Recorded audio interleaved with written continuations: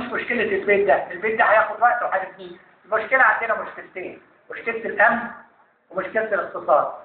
الامن الحقيقه اللي انا مانيش فاهمه لغايه النهارده، ليه الامن مش موجود؟ يعني ده لغز من الالغاز اللي ولا حد من المشير طنطاوي لغايه اي واحد في الشارع قادر يشرح لي او يفهمني او يفهم اي واحد منكم ليه مفيش امن؟ ليه مش قادرين نرجع وزاره الداخليه؟ ليه مش قادرين نطهر وزاره الداخليه؟ نغير العقيده بتاعتها؟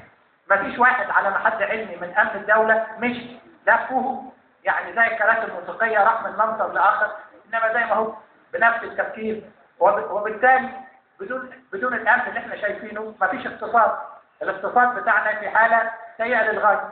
الناس عاوزه تاكل وتشرب. النهارده انا ما يهمنيش الفتره الانتقاليه اللي ماشيه والتصور الدستوري، اللي يهمني ان الفتره دي السنه دي الاقتصاد يشتغل، الناس تتعلم، الناس تتعالج، ان يبقى في واحد مروح بيته مطمئن ان محدش هيهاجم عليه.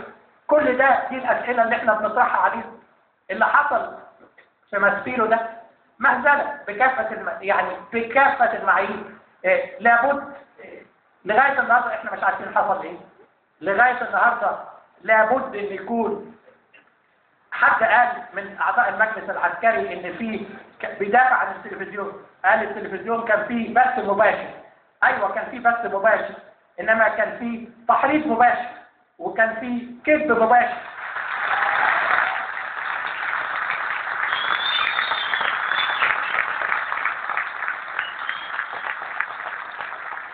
الاعلام وهو البلطجه الفكريه اللي عشنا بيه معاها على الاقل 30 سنه اللي فاتت ده، لابد ان اول شيء يتطهر. ما حصلش. استقلال السلطه القضائيه اللي اول حاجه لازم نضمن ان في قاضي مستقل ويطلع قانون السلطه القضائيه، ما حصلش. النهارده لابد يكون في لجنه مستقله بالكامل، ما تشكلش حتى من وزير العدل، تشكل من المجلس الاعلى للقضاء لتبحث وتتقصى الحقائق ايه اللي حصل في ماسبيرو.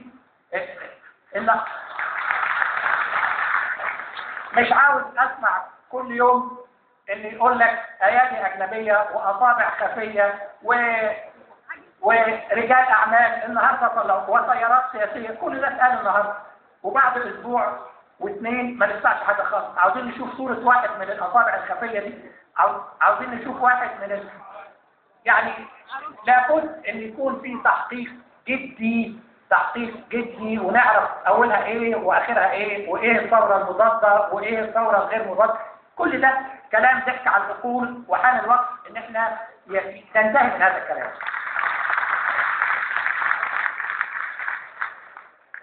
لابد كذلك نعرف ان احنا التصرف الطائفي اللي موجود عندنا بقاله على الاقل 20-30 سنه يعني زي بيكبر، واحنا قاعدين نتكلم وبرضه نضحك على نفسنا، نقول ان احنا نسيج وطني واحد، حته قماش واحده بدون معالجه اي مشاكل. واحنا عارفين المشاكل. قانون العباده الموحد اللي بيتكلموا عليه النهارده ده بقاله 15 سنه معروض في البرلمان، 15 سنه ما طلعش ليه؟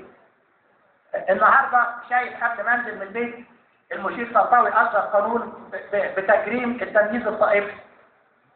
اشمعنى النهارده؟ بعد ما 30 واحد ماتوا؟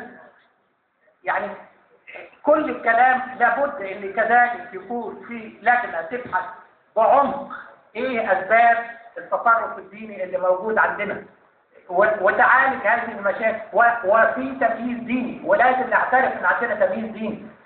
لابد نطلع المشكله على السطح ونعالجها، والا مش هنوصل بشيء. النهارده اما اجي بنتكلم على الاقباط كانهم يعني دخلاء على مصر، بنتكلم حتى على اسلاميين ومسلمين كاننا احنا مسلمين درجه ثانيه. يعني هذا كل ده احنا كلنا مصريين وهنستمر مصريين، والدين لله والوطن للجميع.